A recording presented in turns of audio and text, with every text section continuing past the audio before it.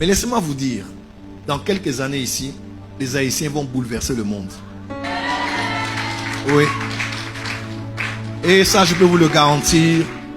Des fois, c'est au milieu de ces peuples-là qui sont passés par des afflictions, la destruction, que sont sortis des glorieux peuples. Et j'aimerais vous annoncer, c'est un peuple glorieux qui va envahir le monde dans plusieurs secteurs. Mais ce qui se passe en Haïti est juste terrible. Ça fait des années et des années alors. Et c'est rare qu'on entende de bonnes nouvelles de ce qui se passe en Haïti. Actuellement, la situation sécuritaire est inimaginable. Sécuritaire, sanitaire, même spirituelle. C'est très compliqué ce qui se passe, surtout politique. Aujourd'hui, les prisons sont ouvertes. Les délinquants, les voyous, les tueurs sont à l'extérieur en train de s'aimer l'anarchie dans la nation. De l'autre côté, quand on pense à une autre île qui est presque attachée à l'Haïti, on voit comment ils se développent et ils avancent. Je parlais de la République dominicaine. Mais quand on voit les Haïtiens en Europe, en Afrique, en Amérique du Nord, partout, c'est un peuple formidable. Un peuple qui a beaucoup de joie, qui a beaucoup de potentiel à donner. Mais un peuple qui est aussi blessé à cause de son histoire. Et vous savez, la valeur de tout peuple, c'est aussi de parler de son pays, n'est-ce pas?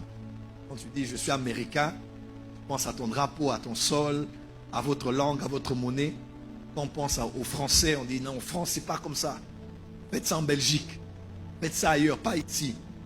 On est fiers à cause de ce que le pays produit. Qu'on pense à l'Afrique du Sud, qu'on pense à la Suisse, qu'on pense à plusieurs pays comme ça. Même les Russes sont tellement fiers de se vanter de leur nation.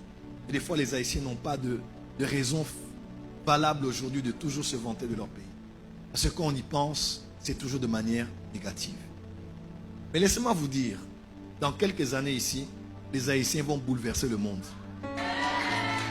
Oui. Et ça, je peux vous le garantir.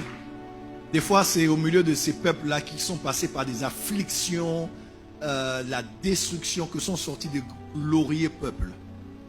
Et j'aimerais vous annoncer, c'est un peuple glorieux qui va envahir le monde dans plusieurs secteurs.